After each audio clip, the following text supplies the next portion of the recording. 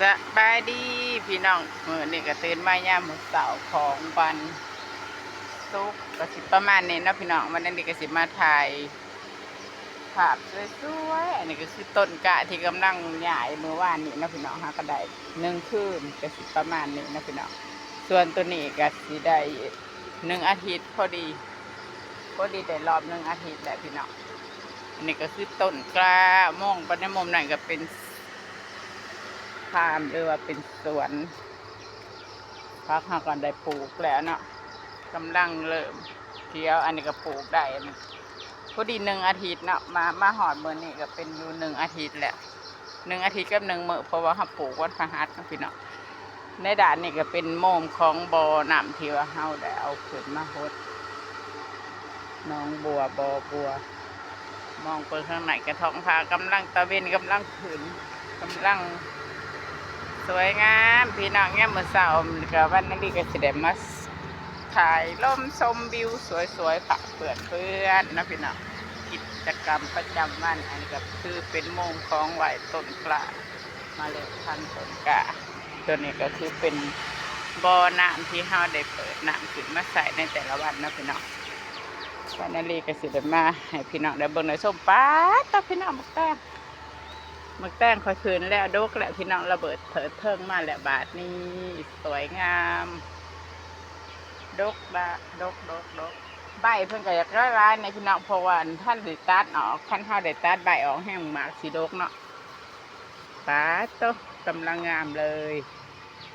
คอยกับบริษัทเกตบริเวณนี้ใบเพิ่นยังร้ายอยู่ว่างสวยจะหน่อยมีเวลาหัวพักหัวเหนียวแล้วก็สิมาตัดแต่งเอาใบออกเพื่อให้หมากดกหมากร้ายแล้วก็ใหญ่ไว้นะพี่น้องสุดยอดพี่น้องกิจกรรมประจำวันของวันละลือแต่ละมื้อก็สิประมาณนี้15พี่น้องมาเลาะมาชมเบิ่งว่าความสวยงามเป็นระเบียบเรียบร้อยในการเหตุการณ์ทำก็สิประมาณนี้พี่น้องอันนี้คือมีแม่งเพียคอยกับไปสร้างเกตเบิ่งมื้อแรงก็สิเอาน้ำปูนใส่มาสีดเพิ่นแล้วแบบนี้ไม่ก็ต้องได้กระจัดออกได้พี่น้องเอาน้ำปูนใส่มาสีดเลยกะไม่ก็สิยกมือบายๆเข้าไปเลยดอกพี่น้องบ่ได้ยากดอกเขามาป้าตัวนี้ก็จนดำเบิดแล้วเพียแพงมาแล้วคันยามพ้นก็สิประมาณนี้เนาะค่ะปลูกกันต้นไม้กินหมากยากแน่พี่น้องยามพ้นน่ะมันมีแมงใหม่แล้วก็มีเพียมีเพียงทุกอย่างยันมันมาลานเขาใส่ผ้าของเฮาน้ำมะแรงก็สิได้เอาน้ำสบู่ใช้มาสีดมาบำรุงไว้ขอบใจพี่น้อง FC เนี่ยเมื่อเช้าเนาะพี่น้องก็สิประมาณนี้ในมุมนี้ก็คือกำลังได้กาเตรียมดินเนาะพี่น้องสิได้มาปลูกกันอันนี้ก็พริกหวานตัวนี้ก็มะเขือเทศนะพี่น้องมะเขือเทศพันธุ์เชอรี่อันนั้นก็คือเป็นแตงเพนตาลูกหรือว่ามีหลอนนั่นเองนะพี่น้องถ้าก็สิได้กาเก็บมาขับไปปลูกในเมื่อนี้แล้วทุกอย่างก็ได้เฮ็ดต้นกะเพาะกะเมล็ดพันธุ์เองเนาะพี่น้องความสวยงามก็สิประมาณนี้ป้าต้นมะเขือเทศเขาพี่น้องนะสุดยอดเลยเชอรี่พันธุ์เชอรี่เยี่ยมพี่น้องเยี่ยมบอกเป็นกำลังใจให้ในเด้อฝากเป็นแรงกำลังใจให้กับวรรณาลีซาแนลแล้วก็วรรณาลีทางเฟซก็คือวรรณาลีเฮือมสัญลักษณ์นะพี่น้องอันนี้ก็กำลังการเตรียมดินสิได้ปลูกตัวนี้เป็นบอนสิปลูกกันมะเขือเทศตัวนั้นก็สิปลูกพริกหวานพี่น้องก็มีอยู่2 บอน2 มุมเฮาการเตรียมไว้เป็นแรงกำลังใจคือด่านตัวนั้นก็เป็นพริกสีผ้าพริกขี้หนูเขาก็ได้ปลูกได้กินไปหลายรอบแล้วนะพี่น้อง